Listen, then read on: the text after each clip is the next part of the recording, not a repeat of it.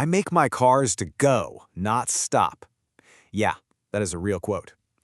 Let's dive right into this explainer with that famously arrogant yet honestly brilliant line from founder Ettore Bugatti. He actually snapped this at a customer who had the nerve to complain about the brakes. And this single sentence perfectly captures the brand's uncompromising, stubbornly passionate philosophy, a mindset that's driven it through over a century of insane highs and truly devastating lows. Welcome to our explainer, tracing the totally turbulent 117-year history of Bugatti. We're looking at a brand that literally survived 2 world wars, the tragic deaths of its founders, and multiple bankruptcies, only to be resurrected time and time again to become the absolute titan of the modern hypercar world that we know today. So we don't get lost, we're going to journey through 6 distinct eras. We'll start with art and engineering combined, then hit the golden racing age, masterpieces, tragedy, and war. After that, we'll look at preservation and dark ages, the modern Bugatti resurrections, and finally, a hypercar future. The big question here is, how did a family of artists build an automotive dynasty that was virtually destroyed, yet proved just too powerful of a myth to let die? What exactly makes the Bugatti name so relentlessly resilient that industry giants will literally spend billions to revive it? Well, let's find out. Section 1. Art and Engineering Combined, the 1909 Foundation. Our story starts when Italian-born Ettore Bugatti founded his company in Mulhouse, a town in the Alsace region. Now, Ettore didn't come from a family of grease monkeys. He came from a family of artists. His dad was a famous Art Nouveau furniture and jewelry designer, and his brother was a renowned sculptor. Because of this, Ettore viewed his cars not just as machines, but as literal fine jewels. And what's super fascinating is how the brand's logo roots the entire company in that artistry and opulence right from day one. Designed by Ettore's jeweler father, Colle, this emblem has remained pretty much unchanged for 117 years. Take those 60 red dots around the edge. Some folks say they represent the intricate safety wires laced through early Bugatti engine blocks, while others swear they're stylized rubies, totally cementing Ettore's vibe of cars as jewels. Then you've got the mirrored EB for Ettore Bugatti, set against a red background for passion and power, and the whole shebang is wrapped in a luxurious silver border. Moving on to Section 2, the Golden Racing Age, unmatched dominance on the circuit. You see, this intense artistic obsession with perfection translated directly into brutal, unmatched performance during the absolute infancy of motorsport in the 1920s and 30s. The result of that obsession? An absolutely staggering 2,500 victories and podium finishes, all claimed by the Bugatti Type 35 and its derivatives. 2,500. It's widely considered the most successful racing car of all time. It won the grueling Targa Florio road race in Sicily, which is a wildly dangerous and punishing endurance event 5 consecutive times from 1925 to 1929. A Bugatti even took home the trophy at the very first Monaco Grand Prix. The Type 35 was just an absolute marvel of agility, power, and precision. A lot of this success boiled down to Ettore's uncompromising engineering philosophy. To him, weight was the ultimate enemy. He had his engine blocks hand-scraped so the surfaces were perfectly, microscopically flat, meaning they didn't even need gaskets to seal.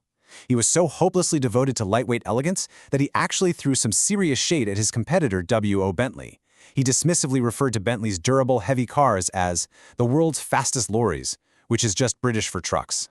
This brings us to Section 3, Masterpieces, Tragedy, and War, the fall of the House of Bugatti. By the 1930s, Ettore's son, Jean Bugatti, stepped up to take a leading role. He modernized the brand with the legendary Type 57 Grand Tour, which totally pushed the boundaries of Art Deco design and aerodynamics.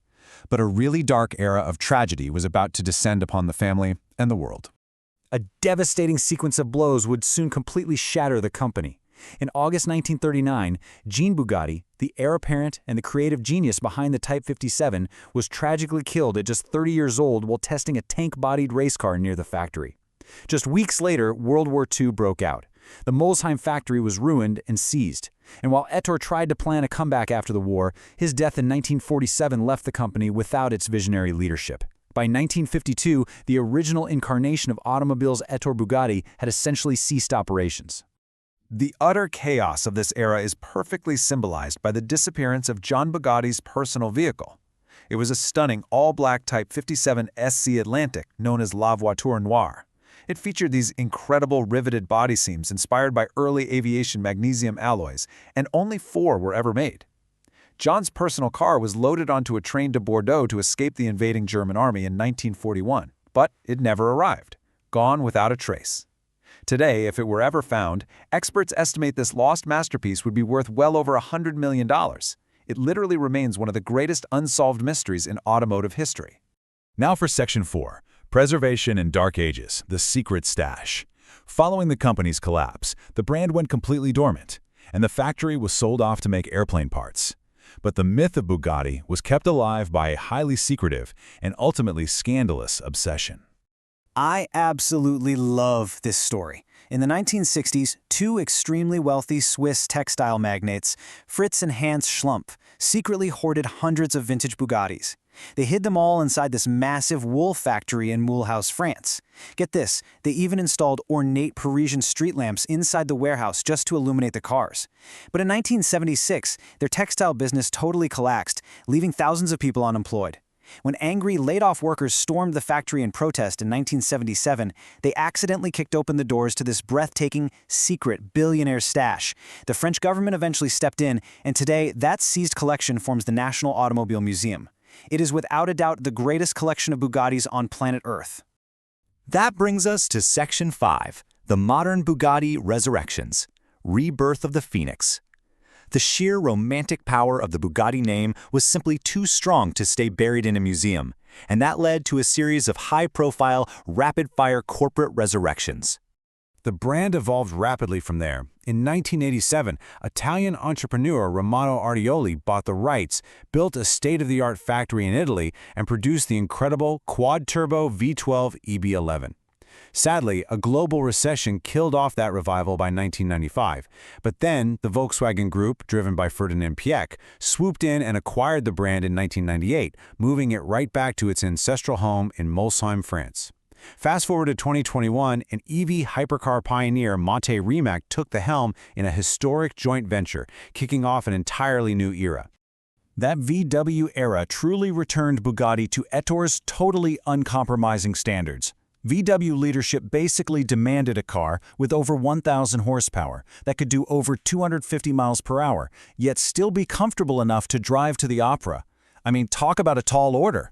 Achieving this with the Veyron took a staggering 16,000 hours of testing just to perfect its mind-bending 8-liter quad-turbocharged W16 engine, which, by the way, is essentially two V8 engines fused together.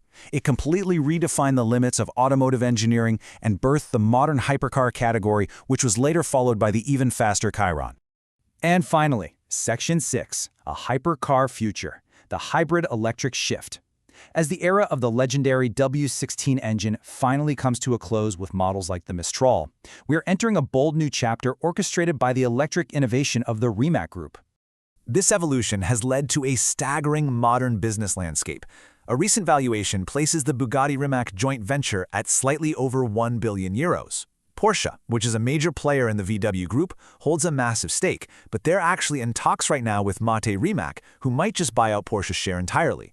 Think about that for a second. It's a breathtaking financial peak for a company that started in an artist's basement and literally died twice. So, as Bugatti pivots away from pure combustion to the newly announced V16 hybrid electric Tourbillon, we are left with a pretty fascinating question to ponder. With massive batteries, electric motors, and billion-dollar corporate valuations, will this next generation of hypercars still feel like the fine jewels Carlo and Ettore envisioned 117 years ago? Can the ghost of the arrogant, brilliant artist survive the electric revolution? It's a remarkable story of survival for sure, and the next chapter is just beginning. Thanks for joining me on this explainer, and keep learning.